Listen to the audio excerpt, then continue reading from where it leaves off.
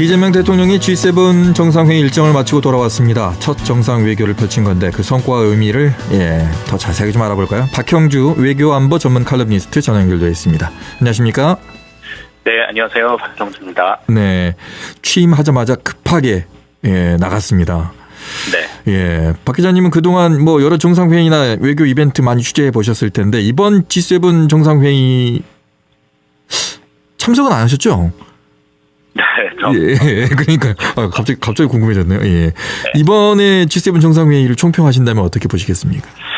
일단 한마디로 총평을 한다면 좋은 출발을 했다라고 얘기를 할 수 있을 것 같습니다. 네. 앵커께서 얘기하신 것처럼 굉장히 빠르게 첫 정상 외교 무대에 오른 거잖아요. 네. 인수위 없이 출범을 했고 또 그리고 이런 정상 외교 무대에 갈 때는 항상 이제 외교 수장이라고 할 수 있는 외교장관이 수행을 하는데 지금 외교장관 인선도 아직 좀 발표가 안 된 상황이잖아요. 네. 그러니까 이번에는 위성락 외교안보실장이 수행을 했더라고요.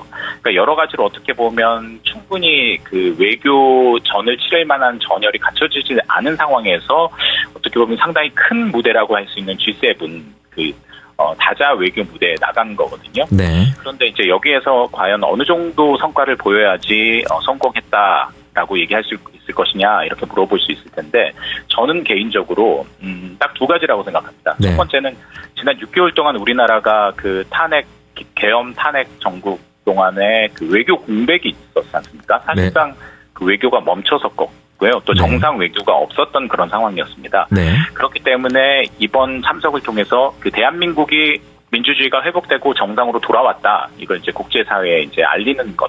이것이 가장 중요한 어떤 의미라고 저는 생각을 하고요. 이제 두 번째는 그겁니다. 이제 정상 외교도 어떻게 보면 외교도 이제 정상들끼리 할 때는 개개인 간의 어떤 케미 얼마나 잘 화합을 이룰 것이냐 그리고 또 이 정상의 스타일이 어떤 것이 어떠냐 이런 부분 상당히 많이 궁금해하고 중요하게 생각하거든요. 네. 그런데 지금 G7은 이 한국 외교에 굉장히 중요한 나라들이 참석하는 곳이잖아요. 네. 그렇기 때문에 다른 나라 정상들도 과연 대한민국 새 대통령이 어떤 인물일지 실제로 보고 싶어 했고 상당히 궁금해 했을 거예요. 그런데 이제 많이 화면에도 나오고 사진도 소개됐던데, 이재명 대통령이 상당히 여유 있게 정상들을 만나더라고요. 네. 지자체장, 광역단체장 출신이었기 때문에 어떻게 보면 이런 본격적인 외교 경험은 상당히 좀 부족한 없는 그런 상황인데 그럼에도 불구하고 굉장히 여유 있게 정상들을 만나고 이야기하고 이런 모습 보면서 굉장히 좀 출발이 순탄했다라고 저는 개인적으로 평가할 수 있을 것 같습니다. 네. 참석 전에는 가야 되느냐 말아야 되느냐 이런 얘기도 있었고, 네. G7이 뭐길래 꼭 가야 되는 거야? 이렇게 궁금해하시는 분들도 있었습니다. 설명을 그렇죠. 좀 해주십시오. 그러니까 G7은 7개 나라, 미국, 영국, 프랑스, 독일, 이탈리아, 캐나다 이렇게 서방에 잘 사는 나라 6개 그리고 또 아시아에서는 유일하게 일본이 이제 이루고 있는 다자 협력체입니다. 그러니까 이른바 가장 국제 무대에서 좀 반갑게 낚인다는 그런 나라들의 정상들이 모이는 건데요. 원래는 이게 G8 8개국이었거든요. 네. 그런데 이제 10년 전에 러시아가 이제 전쟁을 통해서 이제 서방국들과 사이가 안 좋아지면서 러시아가 탈퇴하면서 지금은 7개국입니다. 이렇게 세 개의 어떻게 보면 오피니언 리더들이라고 할 수 있어요. 국제사회에서. 이들이 모여서 이제 경제 문제, 또 안보 문제, 그리고 또 기후변화, 국제 질서, 이런 현안들을 논의하는 자리거든요. 근데 이제 최근에는 이걸 좀 넓혀서 초청국으로 우리나라나 인도, 호주, 이런 나라들, 그러니까 G7 회원국이 아닌 나라들을 참여해서 협력의 범위를 좀 넓히고 있는 그런 추세입니다. 네. 한국의 경우는 2021년 문재인 대통령이 당시 이제 코로나 끝난 이후에 그때 주최국이었던 영국 초청을 받아서 처음으로 G7에 참석을 했고요. 그리고 2023년에 일본이 히로시마에서 이 회의를 개최할 때 윤석열 대통령이 이제 참석을 했습니다. 이번에 이제 이재명 대통령이 참석하면서 우리나라 정상으로는 이제 3번째 참석이죠. 네. 대통령실에서 발표한 일정이 1박 3일이더라고요. 너무 짧았는데 짧았지만 그 짧은 시간에 여러 정상을 만났습니다. 네, 그렇습니다. 그러니까 유럽연합 또 8개국 정상 이렇게 쭉 합쳐보니까 한 9차례 정상 일정을 소화를 했더라고요. 그러면서 무역이나 투자, 통상, 공급망 이런 부분에 대해서 이제 협력 방안을 논의하는 데 집중을 했습니다. 일단 순방 첫날에는요, 남아프리카 공화국, 또 오스트레일리아, 호주 정상과 짧게 회동을 했고요. 그리고 이튿날에도 브라질, 멕시코, 인도, 영국, 또 유럽연합 수장, 또 일본, 캐나다 총리와 한 30분씩 그렇게 그 단독으로 양자 회동을 했다고 하더라고요. 네. 우리가 보통 이제 정상들 간에 만나면 그 개별적으로 만나는 경우에는 이제 정상 회담 이렇게 서밋 이렇게 얘기를 하거든요. 네. 이렇게 다자 무대에서 잠깐 서로 짬을 내서 만나는 거 이제 회담이라고는 하지 않고 이제 회동이라고 바이레터럴 미팅 이렇게 이제 영어로는 이제 표현을 하더라고요. 네. 그래서 이번에 다자 외교 무대에서 그 9명 정도 되는 정상급 인사들을 이제 한꺼번에 만난 겁니다. 네. 그러니까 사실 그 어떻게 보면 이재명 대통령 입장에서는 그 9번의 정상회담을 한 거잖아요. 그러니까 외교 분야에서 어떤 속성 과외를 했다. 이렇게 좀 봐도 될 만큼 1박 3일 동안 굉장히 그 스케줄을 보니까 쪼개서 아주 그 일정들을 소화를 했었던 것 같습니다. 네. 박 기자님이 보기에 그러면 회동이라고 표현하셨는데 네. 양자 회동 중에 어떤 회동이 가장 눈여겨 보이셨어요? 저는 이제 두 가지 정도로 두 회동을 좀 눈여겨봤는데 이렇게 정상회동 특히 이제 다자 무대에서 이루어지는 정상회동에서는 사실 이제 좀 두 가지 성격이 있다고 생각하거든요. 첫 번째 성격은 그 정상 간에 만나서 굉장히 우위를 다지고 쉽게 말해서 이제 케미를 좀 다진다라는 그런 표현을 이제 외교가에서는 하는데 그런 성격의 어떤 회동이 있는가 하면 두 번째는 실질적으로 현안이 있어서 정상 간에 만나서 그 현안에 대해서 좀 논의를 하고 좀 일정 부분 진전도 이루고 또 합의도 이루고 이런 이제 두 가지 크게 보면 두 가지 성격의 이제 회동을 볼 수 있을 텐데 이제 첫 번째 이제 만나서 좀 기분 좋게 이야기하고 좀 친해지는 그런 성격에서는 그런 측면에서는 저는 그 브라질 룰라 대통령과의 회동 굉장히 좀 흥미롭게 봤습니다. 그러니까 국내 언론에도 좀 소개를 됐는데 네. 그 두 사람이 상당히 좀 닮은 부분이 굉장히 많이 있거든요. 맞아요. 예. 네, 일단은 그 이재명 대통령은 성남시의 빈민촌에서 태어났지 않습니까? 맞아요. 그래서 이제 학비가 없었고 중학교 진학도 포기하고 그 12세 때 이제 소년공으로 그 일을 했었는데 룰라 대통령도 비슷하잖아요.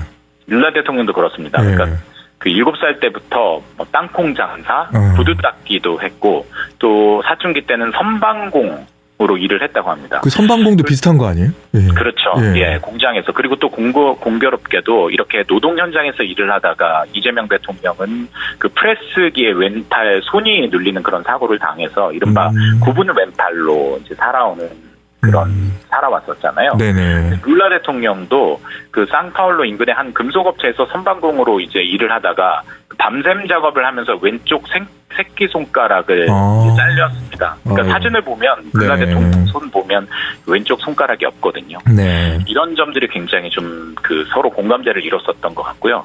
실제로 이제 이재명 대통령이 본인의 왼쪽 팔 이야기를 하니까 룰라 대통령이 이게 언제 몇 살 때 그런 일을 겪었냐라고 얘기를 하면서 상당히 공감을 표했다고 합니다. 네. 그리고 사실 이제 정치적인 여정도 두 사람은 굉장히 좀 비슷한 측면이 있어요. 네. 그러니까 이재명 대통령은 지난 대선 때 그 패한 이후에 그 일각에서는 정적 재고용이라는 그런 논란이 있을 만큼 굉장히 강력한 검찰 수사를 받고 재판에 출석하고 또 그리고 이번 선거 직전까지만 해도 그 대법원의 그 대법원 판결이 나느냐 마느냐 이러면서 굉장히 좀 정치적으로 논란이 됐었지 않습니까? 네. 그런데 이제 룰라 대통령도 사실 그 대통령직을 수행하다가 물러난 이후에 돈 세탁 혐의를 받고 수감됐다가 그리고 이제 대법원에서 2019년에 하급심 재판부가 검찰과 공모해서 편향된 판결을 내렸다라고 이제 무죄를 선고하면서 기자회생을 했습니다. 그래서 네. 이제 브라질 최초로 3선 대통령이 올랐는데 되게 개인적인 이력도 그렇고 정치적으로 걸어온 길도 좀 약간 비슷한 부분이 있어서 이 두 정상이 이제 강력하게 이제 케미를 이루는 부분 이런 것이 굉장히 좀 흥미로웠습니다. 네. 그리고 이제 실질적으로 조금 뭔가 진전이 있었다라고 이제 보여지는 회동은 저는 개인적으로 한일 정상회동 이걸 좀 보고 싶더라고요. 네. 일단 많은 분들이 관심을 가졌어요. 네. 네. 그리고 일본에서는 걱정을 많이 했잖아요. 그렇죠. 아무래도 진보적인 대통령이 맞아요. 나왔으니까요. 예. 한일 회동은 어땠습니까? 그리고 이제 그 올해가 공교롭게도 한일 수교 60주년을 맞는 해이거든요. 네. 그리고 이제 이재명 대통령이 그 과거 한일 관계가 어떤 상황에서 새 정부를 출범했느냐, 새 정부가 나왔느냐를 보면 그 한일 외교가 참 쉽지 않다라는 걸 좀 생각할 수 있을 것 같아요. 왜냐하면 일단 윤석열 대통령은 그때 그 바이든 대통령이 한미일 협력을 굉장히 강하게 드라이브를 걸면서 윤석열 대통령이 거기에 굉장히 호응을 했었거든요. 네. 그래서 국내 논란에도 불구하고 한일 관계를 굉장히 밀착하지 않았습니까? 네. 그리고 그 전 정부였던 문재인 대통령은 과 당시 일본은 굉장히 한일 관계가 좋지 않았습니다. 네. 그런데 이제 이재명 정부는 정체성은 진보 정부입니다만 지금 국제 정세가 굉장히 급박하게 돌아가는 상황에서 한국과 일본의 협력이 굉장히 중요한 상황이었거든요. 네. 그렇기 때문에 이런 상황에서 과연 어떤 관계 설정을 맺을 것이냐 이런 부분에서 굉장히 중요하고 또 미국이나 서방국가 그리고 우리 앵커께서 얘기하신 일본도 굉장히 관심을 가졌습니다. 네. 그런데 이제 이재명 대통령이 천명하는 외교가 실용 외교잖아요. 네. 그래서 이번 이제 한일 정상회동에서도 보니까 일단은 과거에 그 김대중 대통령 때부터 있었던 그 셔틀 외교 각 정상이 한 번은 한국, 한 번은 일본에서 왔다 갔다 하면서 격없이 주고받는 그런 회동의 형식인데 그거를 이제 다시 부활하기로 했다라고 이제 합의를 했고요. 네. 그리고 또 이제 그 양국이 미래 지향적인 한일 협력을 공고히 하겠다라고 이제 얘기를 했더라고요. 네. 그러니까 다시 말해서 그 한일 간에 풀어야 되는 과거사 문제도 있습니다만 지금 미국의 관세 압박이 있고요. 그리고 또 북한의 핵 문제가 있기 때문에 이것과 관련돼서 이해 당사자인 일본과 협력해야 되는 부분들이 분명히 있습니다. 그런데 이제 미래 지향적인 한일 협력을 하기로 했다라는 얘기는 우리가 협력이 필요한 부분은 좀 협력하는 게 좋지 않겠느냐 그렇게 이제 양 정상이 이제 합의를 했다라는 거기 때문에 일단은 한일 관계에 있어서도 좀 실용적인 첫 발을 뗐다라고 이제 평가를 할 수 있을 것 같습니다. 네. 이번에 근데 트럼프는 못 만났습니다. 공식적으로는. 그렇죠. 예. 네. 아예 얘기를 못한 건 아니죠? 얼굴 정도 봤다라고 좀 얘기를 해야 될 것 같아요. 왜냐면은 원래대로 하면 이제 이번 G7이 16일, 17일 이틀간에 있었잖아요. 그래서 이제 17일에 이재명 대통령과 트럼프 대통령이 약식 회동을 하기로 미국과 한국 정부가 좀 조율을 하고 있었거든요. 네. 그런데 이제 그 트럼프 대통령이 지금 이스라엘과 이란의 무력 충돌이 굉장히 격화되는 상황이잖아요. 그렇기 때문에 일정을 다 소화하지 않고 조기 귀국길에 올랐습니다. 그렇기 때문에 17일 일정을 아예 소화를 안 했거든요. 트럼프 대통령이. 그래서 이제 그 이재명 대통령하고 트럼프 대통령의 첫 회동은 사실 불발이 됐습니다.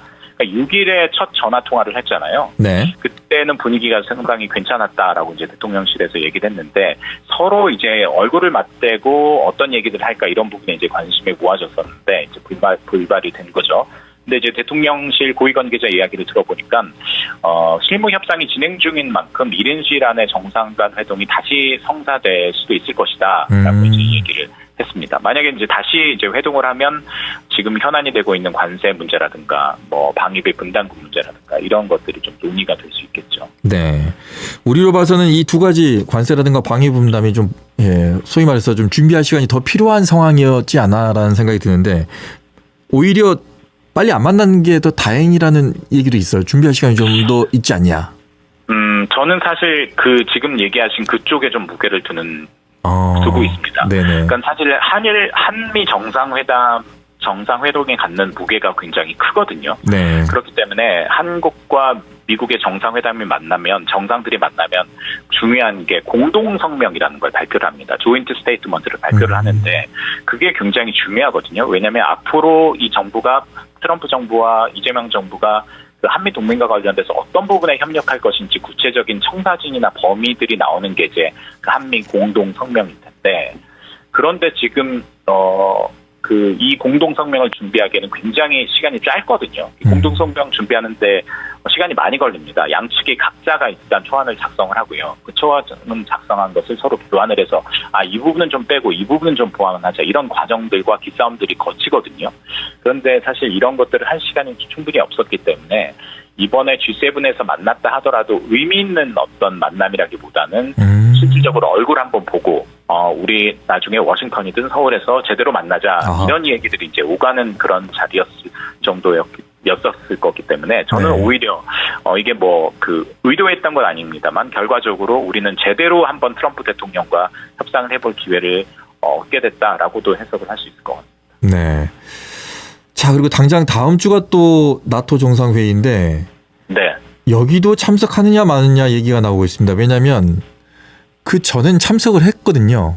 네, 그렇죠. 예, 그때는 또 지금의 여당이 왜 참석하느냐 이렇게 얘기를 했던 기억이 있어요. 네, 그렇죠. 지금 민주당에서 그렇게 얘기를 했죠. 예, 지금은 이걸 어떻게 봐야 될까요?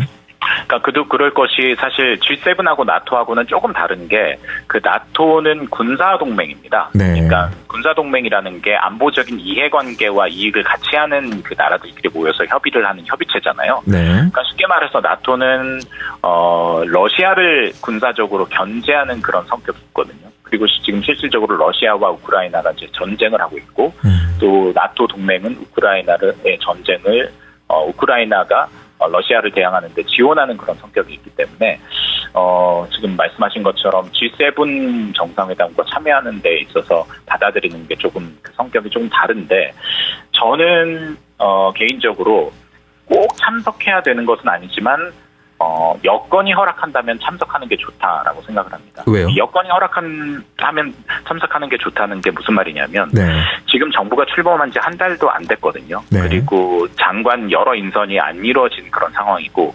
국내적인 현안들, 대통령이 일단은 좀 챙겨야 될 현안들이 좀 있습니다. 추경 문제도 있고 경제 문제, 그 경제 회복과 관련된 문제도 있고 그렇기 때문에 이 해외 정상 외교에 참여한다는데 상당한 시간과 에너지가 들어가거든요.